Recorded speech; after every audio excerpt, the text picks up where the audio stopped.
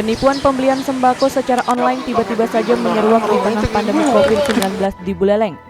Bahkan tidak tanggung-tanggung, dari dugaan aksi penipuan pembelian sembako itu mencapai kerugian sebesar 1,3 miliar rupiah, sehingga belasan korbannya pada hari Jumat 1 Mei 2020 mendatangi Mapolres Buleleng dan mengadukan dugaan penipuan itu ke Satreskrim Polres Buleleng.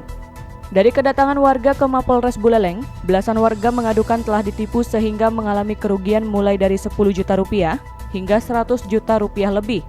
Bahkan upaya komunikasi telah dilakukan, namun tidak membuahkan hasil sehingga kasus itu langsung dilaporkan ke polisi. Listia Dewi, salah satu korban dugaan penipuan sembako online itu mengatakan, ketertarikannya membeli sembako tersebut lantaran dijual dengan harga di bawah pasar, sehingga banyak masyarakat yang membeli secara online dan langsung kepada pelaku. Nah, pertama sekali kita kan sebagai penjual reseller sembako, sembakonya itu di bawah harga normal. Nah, jadi sekarang kita sebagai reseller itu berniat membantu karena di musim corona seperti ini dengan harga 90 juta. Tadi keterangan orang ada harganya 85.000, 90 dan 95. Nah, tetapi distributor dan pasar itu harganya sebenarnya 110. Jadi kekurangan dari pembayaran yang distributor kita yang di Singaraja ternyata dia minnya itu 25.000, ada 20 dan 15 per paketnya.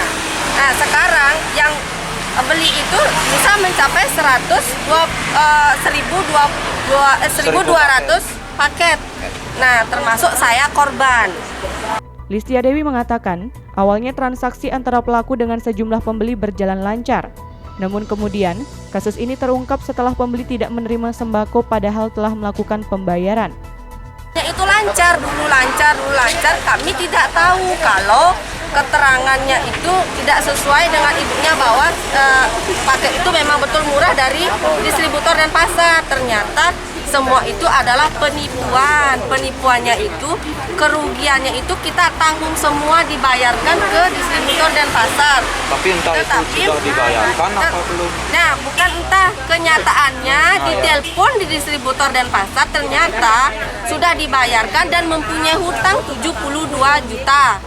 Makanya distributor dan pasar tidak mau mengirimkan barang ke Singaraja lagi, di stop lah semuanya.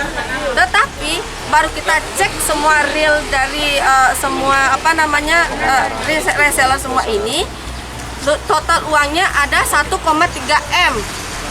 1,3 M, tetapi menurut keterangan ibunya semuanya sudah dibayarkan, sudah tidak ada uang sama sekali. Tetapi kenapa utang itu masih? Nah, utang itu masih. Kenapa semuanya di stop? Kita tidak dapat barang, uangnya sudah tidak ada. Nah, itu makanya kita sebagai reseller kesepakatan semua akhirnya kita untuk ke jalur hukum. Hal senada diungkapkan sarjana yang juga mengalami kerugian mencapai 90 juta rupiah, di mana untuk saat ini diperkirakan aksi penipuan dengan memanfaatkan sembako itu mencapai 30 orang lebih, sehingga berharap kasus tersebut dilakukan penanganan. Negara kayak gitu. Jadi itu totalnya lebih dari 30 orang lah. Artinya ini sudah merasa dirugikan? Iya, rugi, sangat rugi. Saya pun rugi sampai 45 juta loh. Kalau menurut saya pribadi sih uang kembali, Pak. Intinya uang kembali. Kalau jelas kemana arah uangnya, diperjelas arah kemana uangnya. Sementara belum diperoleh keterangan secara resmi dari kepolisian berkaitan dengan dugaan aksi penipuan yang dilakukan. Namun hingga Jumat sore, belasan warga masih menjalani pemeriksaan di ruang penyidik Satreskrim Polres Buleleng.